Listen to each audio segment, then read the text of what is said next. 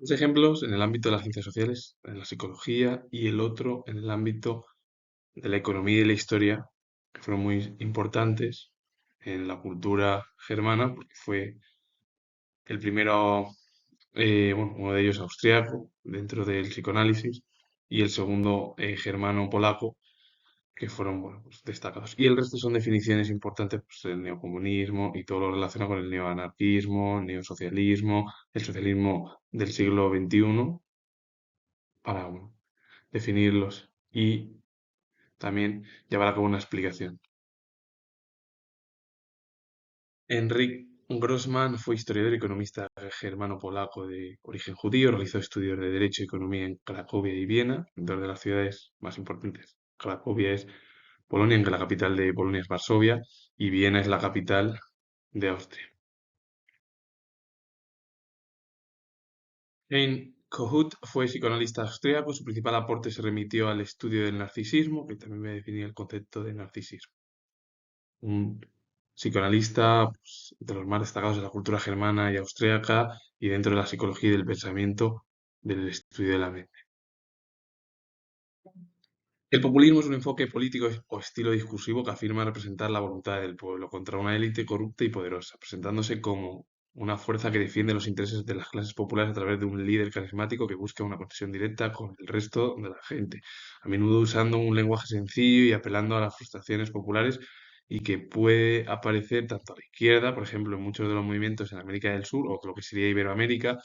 y a la derecha, pues en el ámbito del espectro de Estados Unidos, Europa, Canadá y todo lo que sería el mundo más occidental o relacionado con el mundo europeo. Bueno, Europa y América y Europa y Oceanía serían más esos aspectos, pero vamos, que también puede aparecer aspectos de populismo como en España, por ejemplo, Podemos o Vox, que tienen esos aspectos, porque al final los extremos en sí, y a lo mejor hasta a mí me van a criticar, yo siendo historiador, porque Vox y Podemos, los extremos, tanto de izquierda como de derecha, se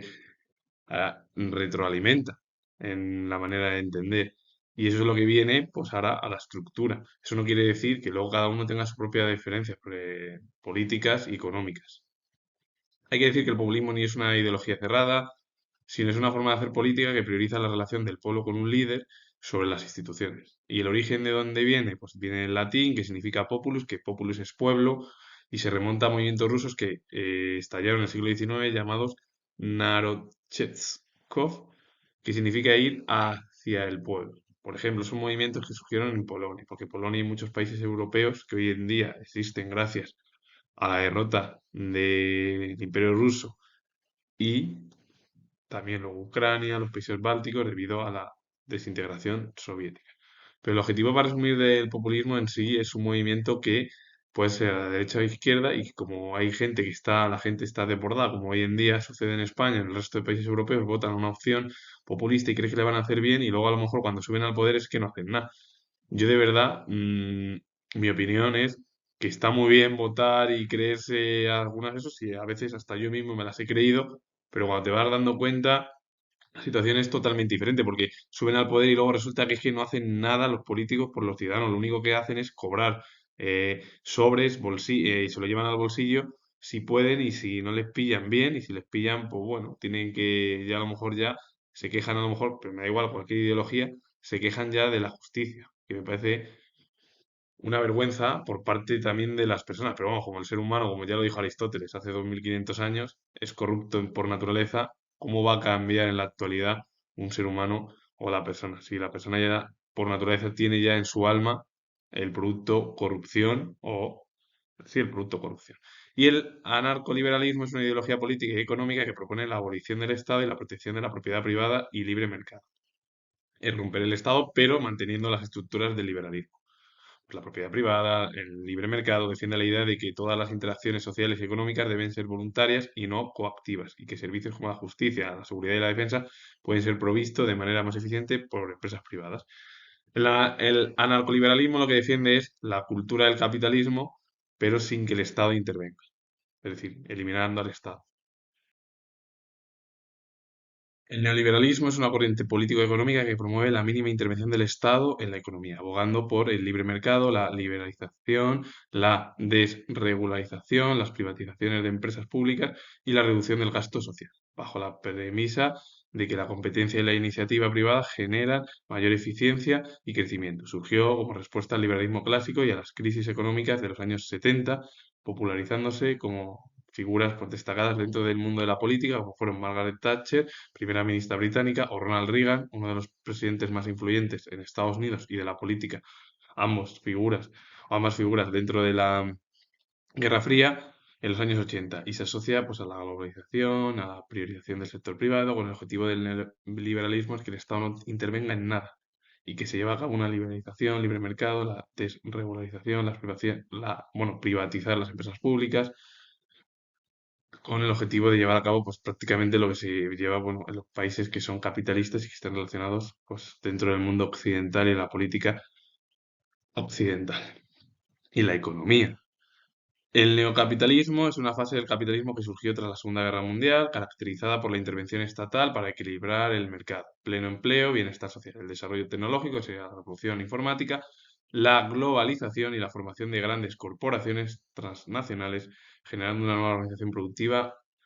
a un capitalismo pues, mucho más complejo y globalizado que el industrial clásico, a menudo asociado a esa respuesta del Fordismo, que voy a definir qué es el término del Fordismo, que viene de lo del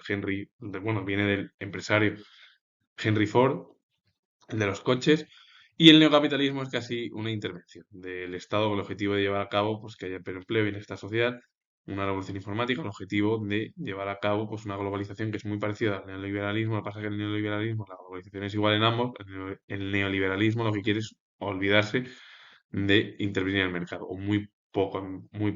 con el objetivo de llevar a cabo cambios en, en el panorama político y económico dentro de lo que sería la corriente del liberalismo. El Fordismo es un sistema de producción masiva popularizado por Henry Ford a principios del siglo XX que se basa en la línea de montaje móvil para fabricar productos estandarizados como el Ford T, de forma rápida y económica, mediante la especialización extrema de los trabajadores en tareas simples y repetitivas, aumentando la productividad y reduciendo costos para hacerlos accesibles a un mercado mucho más amplio, fomentando así el consumo de masas y un nuevo modelo socioeconómico, porque el Fordismo lo que lleva a cabo es esa producción masiva. Ford lo popularizó el empresario pues, en el siglo XX, cuando comenzó, y bueno, es que se basa en la línea de montaje móvil para fabricar productos estandarizados. Entre ellos es el Forte, que es en realidad pues, coches de forma rápida y económica, mediante la especialización extrema de aquellos trabajadores en tareas simples y repetitivas. Con el objetivo del Fordismo es aumentar la productividad, reducir los costos, para que lleguen a un mercado mucho más amplio y que puedan ser menos costosos y que puedan luego, para que si la gente los quiere comprar, es una manera de fomentar el consumo de masas, el modelo socioeconómico, con el objetivo de no que solo puedan comprarlo las élites, sino que llegue a todos los hogares. Eso sería lo del Fordismo. El neosocialismo fue una facción política e ideológica que existió en dos países claros, o de habla francesa. Entre ellos fue Francia y Bélgica en la década de los años 30, 1930, asociada con tendencias revisionistas dentro de la sección francesa internacional obrera, que es el SFIO, y no debe confundirse con lo que hoy en día entendemos del socialismo del siglo XXI, que también lo voy a explicar, porque el socialismo del siglo XXI es un concepto mucho más moderno. Primeramente, el neosocialismo fue una tendencia revisionista dentro de la propia sección francesa internacional obrera con el objetivo de llevar a cabo cambios. Y el socialismo del siglo XXI es un paradigma de recoger las ideas soviéticas y extrapolarlas a las ideas de la actualidad. El keynesianismo es una teoría económica que la creó Keynes, que aboga por la intervención del Estado en la economía para estabilizar los ciclos económicos y combatir las crisis, especialmente la recesión y el desempleo mediante el aumento del gasto público, política fiscal y la política monetaria para estimular la demanda agregada y alcanzar el pleno empleo. Cuando estallaron las dos guerras mundiales o el crack de 1929, el objetivo era llevar a cabo este tipo de políticas económicas con el objetivo de que los estados interviniesen. El New Deal fue algo parecido que hizo en Estados Unidos el presidente Roosevelt con el objetivo de llevar a cabo pues, el pleno empleo, pero que al final luego fracasó por problemas y luego vino la Segunda Guerra Mundial y es verdad que eso, el paro bajó y llevó a cabo, bueno, para mí en el paro bajó porque muchos de los hombres del momento, en todos los países de Europa y de Estados Unidos y de Canadá y en un montón de sitios, de Japón, tuvieron que ir al frente y eso redujo los problemas del paro. Pero sí la política de Keynes económica es gastar, gastar, gastar, un gasto público, aumentarlo, pero luego al futuro es, si tú gastas demasiado, al final provocas. Y esto yo lo digo siendo historiador. Esto seguramente que expertos en economía lo sepan hasta mejor.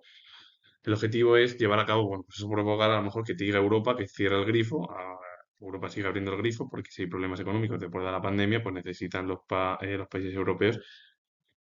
dinero para resolver sus propios problemas internos. Entonces, el keynesianismo es una política de intervención estatal para reducir el paro y que crezca el empleo, que luego puede abocar por problemas, que es lo que provocó luego la década de los 70, 80, que se tuvo que dejar llevar a cabo una nueva política, el neoliberalismo, que rompió directamente con las políticas de Keynes. El neoanarquismo es una corriente contemporánea del pensamiento y la práctica libertaria que adapta a los principios anarquistas clásicos, entre ellos la libertad, la autogestión y el antiautoritarismo, a los desafíos y contextos del siglo XXI, como las redes digitales, la dominación capitalista actual, la necesidad de soluciones inmediatas y no utópicas para problemas sociales, enfocándose en la acción directa, la organización horizontal y la resistencia contra el poder en sus formas sutiles y tecnológicas, más allá de la lucha de clases. Porque hoy en día el neoanarquismo en sí es recoger las ideas del anarquismo, pero no aplicar la revolución, sino aplicarlas al contexto del siglo XXI. Eso sería el anarquismo. El neomarxismo es una corriente de pensamiento del siglo XX que reinterpreta y expande el marxismo clásico, enfocándose en la economía, que sería en la infraestructura y más en la cultura, la ideología y también la superestructura para entender la dominación capitalista, especialmente ante el fracaso de la revolución en Occidente. Y hubo figuras claves en la política, por ejemplo, de Frankfurt, Adorno, como el más destacado, que sería la industria cultural, o Antonio Gramsci en la hegemonía cultural, buscando nuevas formas de análisis para los movimientos sociales y la reproducción de desigualdades más allá de la clase económica, aunque siempre y cuando el neomarxismo nunca va a abandonar la lucha de clase, nunca, ni la lucha ni la clase social. Pero el problema es que llevan a cabo una serie de pensamientos que lo que lleva a cabo es una reinterpretación otra vez del marxismo del siglo XIX. ¿Qué es lo que hacen en el siglo XX? Reinterpretarlo. Vale, sí. Si el marxismo no funcionó en el siglo XX o en el siglo XIX y por las teorías marxistas, o funcionó en algunos países, pero no quedó tan bien su política real sería, si en la ideología o en la idea de Marx y Engels, lo que llevan a cabo ellos es una serie de críticas. Pasa que el neomarxismo no abandona las ideas marxistas por completo, porque siempre va a llevar a cabo que hay una lucha de clases, la clase social está por encima de los empresarios, de la burguesía, porque como la burguesía, el empresario y el capitalismo son los problemas y provocan crisis y son los males de la sociedad, hay desigualdad, siempre tienen que haber esas ideas, aunque en realidad es una especie de reinterpretación de la propia teoría de Marx y Engels en su momento. El neocomunismo es un término polémico usado para describir una supuesta nueva forma de comunismo para implementar políticas estatistas y de control social a través de los medios democráticos y progresistas. En lugar de la revolución violenta tradicional como se llevó a cabo en el comunismo, se centra más en en la estatización de los sectores claves, ya sea la salud, la educación, los medios, bajo la excusa de servicios públicos con el objetivo de un partido único y control total. El objetivo al final del neocomunismo es recoger las ideas del comunismo, pero sin llevar a cabo la revolución que operó el ideario de Marx y de Engels. Y es como el neoanarquismo, es tratar de llevar las ideas comunistas, anarquistas o marxistas, pero darles una vuelta sin realizar revoluciones, sino una reinterpretación de ambos conceptos. El socialismo del siglo XXI es igual que el neocomunismo, el neoanarquismo, el neomarxismo, porque lo que intentan llevar a cabo es un proyecto socialista en el ámbito político que busca reformular el socialismo para todo lo que sería América del Sur, desde México hasta bueno, pues todo el continente, es decir, de México hasta los últimos países, por ejemplo, Paraguay, Uruguay, Brasil, que es más tan o se encuentran más al sur, Centroamérica y Suramérica sería, o América del Sur. El objetivo en sí del socialismo actual es impulsar las ideas soviéticas. Como cayó la Unión Soviética en 1991, se impulsó a través de esos combinados socialistas clásicos de justicia social, antiimperialismo, propiedad social, con unas nuevas ideas marxistas, que sería el neocomunismo, el neomarxismo, populismo y democracia participativa, enfocándose en superar la pobreza y desigualdad mediante el fortalecimiento del Estado, pero enfrentando críticas por resultados económicos mixtos y concentración de poder pues, en muchos de los países más conocidos que son Venezuela, Bolivia y Ecuador. Pues el objetivo, para resumir, es la idea de llevar a cabo las ideas de, pues eso, que es el neosocialismo actual o el comunismo o todo, o el anarquismo, es aplicarse ideas del pasado, del siglo XIX, siglo XX, pero aplicarlas sin llevar a cabo una revolución. Y la economía neomarxista aborda por el capitalismo monopolista, el subdesarrollo y el intercambio de la desigualdad, con el objetivo de que haya menos desigualdad entre las personas. El término narcisismo proviene, bueno, tiene dos significados, dos conceptos. Por un lado, el mito griego de Narciso, un joven que se enamoró de su propio reflejo en el agua, y luego ya más recientemente en el ámbito psicológico, la psicología, el término se utiliza para describir un rasgo de personalidad que incluye autoenfoque extremo, sentido inflado de la importancia y falta de empatía hacia los demás. El narcisismo es que tú estás por encima del todo, de todos los demás, y que como el ser humano lo que sucede, el ser humano es poco empático. Primeramente, la empatía del ser humano es si la puede valorar cualquier especialista en el ámbito de la psiquiatría, la psicología, el psicoanálisis, y yo lo comento siendo historiador, es del 0,0 con cero con algo y seguimos así hasta el 1%, es decir, no es nada. El ser humano en sí, para hablar un poco del 99% de la población, poco empatía tiene, no tiene mucho interés. Tiene su interés en el ego, en el yo mime conmigo, como siempre se ha dicho, y está por encima de los demás, y si no interesa, fuera. Pues así es lo que pasa, como todos somos así. Y es verdad que hay un porcentaje, pues el 1% que, oye, merece la pena dentro de la población, pero el resto, el 99%, y mira que lo he repetido ya miles y miles de veces en muchos vídeos, no tienen mucho, tienen poco de recorrido. El 99% me refiero porque nada más que van a su propio interés. El antiimperialismo es una corriente política e ideológica que se opone activamente a la dominación y expansión de potencias extranjeras sobre otros pueblos o territorios, defendiendo la soberanía nacional, la autodeterminación y criticando mecanismos de dependencia neocolonial, económica y cultural. Surgió como respuesta a ese colonialismo europeo que, bueno, europeo, estadounidense y japonés, que surgió a finales del siglo XIX, pero que es que esto vino ya del siglo XIX, esos imperios británico, alemán, bueno, francés,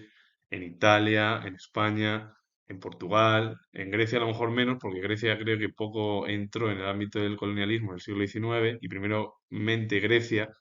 tiene un recorrido muy pequeño o muy mínimo histórico, como pasa con Italia, porque en Grecia se independizó en 1829, 1830, aunque su independencia fue en 1820 frente al Imperio turco u otomano. Entonces Grecia menos. Italia sí que tuvo gran porcentaje dentro, pero bueno, tuvo algunas colonias, España también, Portugal también, pero no tantos como las que he nombrado, que fueron las principales potencias. Y Estados Unidos se expandió durante finales del siglo XIX y parte del siglo XX, principios antes del estallido de la Primera Guerra Mundial, por su recorrido político, económico y social, que era América para los americanos y Europa para los europeos. A partir de ahí, en la Primera Guerra Mundial, pues Estados Unidos dijo, pues bueno, hay que intervenir, intervino Estados Unidos, se acercó al ámbito de los aliados o al bando de los aliados, y a partir de ahí, pues todo lo que se lleva a cabo del siglo XIX pues, se vincula a procesos de liberación nacional, aunque sus expresiones son diversas y han sido adoptadas por diferentes aspectos políticos a lo largo de la historia. Bueno, desde posturas de izquierdas hasta nacionalismos conservadores o nacionalismos de izquierdas que han llevado a cabo con el objetivo de llevar a cabo la autodeterminación o la soberanía sobre su propia región. El ejemplo más claro es ETA, pero yo lo digo porque cuando ETA existió en la década de los años 50, era contra el franquismo, y dicen todo el mundo que el nacionalismo vasco vino por el ideario de Sabino Arana. Sabino Arana fue un político de izquierda que, por cierto, Sabino Arana tenía relación con el carlismo. Cuidado porque tanto se habla del PNV, pero es que el PNV tiene relación con la bueno, la ultrarrealeza o el ultraconservadorismo que surgió con el carlismo. Todo eso de Carlos V, Carlos VI, todo el carlismo, que hoy en día hay un representante por si un día a lo mejor alguien se convierte y deciden abdicar. Bueno, es raro que abdiquen, pero vamos, que es la misma dinastía, es la dinastía Borbón. Pero que hay una dinastía carlista que tiene un jefe de su propia corriente Y claro, bueno, pues el antiimperialismo es eso. Luego es verdad que si surgió lo de la soberanía, la autodeterminación, que aboga por el derecho de los pueblos a gobernarse a sí mismos sin injerencias externas, y tanto, por ejemplo, que Estados Unidos y la Unión Soviética presionaron a los países europeos para que se produjese la descolonización, Estados Unidos fue colonizando y colonizando, igual que la Unión Soviética, eh, hasta que ya, pues eso, bueno, pues es que conquistó los países bálticos, Ucrania, Bielorrusia, y todo el mundo decía que, claro, ellos tenían que, como eran las dos superpotencias, Europa tenía que estar en un segundo plano o apartada a un lado, porque no había nada, y quien gobernaba era la Unión Soviética por el lado de Europa Oriental y la Unión y Estados Unidos por el lado de Europa Occidental, apoyando a regímenes dictatoriales, entre ellos, pues mira, los voy a comentar, fueron España con el franquismo en la década de los 50, y a Salazar lo apoyó directamente Gran Bretaña y Estados Unidos, porque es que la propio Salazar pudo entrar en la OTAN,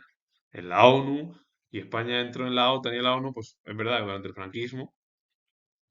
y luego ya en la OTAN no entramos ya hasta que se estabilizó la democracia en 1982, y luego ya el PSOE llevó a cabo un referéndum sobre OTAN sí o OTAN no, como ese eslogan que era OTAN de entrada, no, como dijeron los socialistas en su momento. Y luego tuvieron que rectificar, o dijeron, bueno, no rectificar, sino debe ser que se levantaron al día siguiente o en esos días y pensaron, bueno, como nos vayamos a lo mejor. Y es que también es verdad que todo se puede decir de PSOE en su momento, pero es que había presiones estadounidenses. Y Estados Unidos necesitaba a España y a países ahí como, por ejemplo, también estaba Grecia, ya que se había incorporado en 1952, o la RCA durante la Guerra Fría en 1955, o Turquía también se incorporó junto con Grecia en el mismo año, y a partir de ahí, bueno, pues todo eso vino por la organización de que se llevó a cabo el Plan Marshall, el Comecon, que era el plan económico soviético, y luego se llevó a cabo la OTAN en 1949, entrando ahí la gran mayoría de los países europeos, Noruega, hoy en día ya están todos los países de, bueno, pues Suecia, Finlandia, que se han ido incorporando en estos últimos años debido al expansionismo ruso sobre la invasión sobre Ucrania, y un montón de líos que puede haber ahí hoy en día. Y entonces el Pacto de Varsovia se creó en 1955 con el objetivo de tener una alianza militar, pues liderada por la URSS. Con ello finalizo. Comentar que soy historiador y si os ha gustado este vídeo relacionado con conceptos y dos ejemplos, darle a like, suscribiros, comentar. Repito que soy historiador y nos vemos en el próximo vídeo.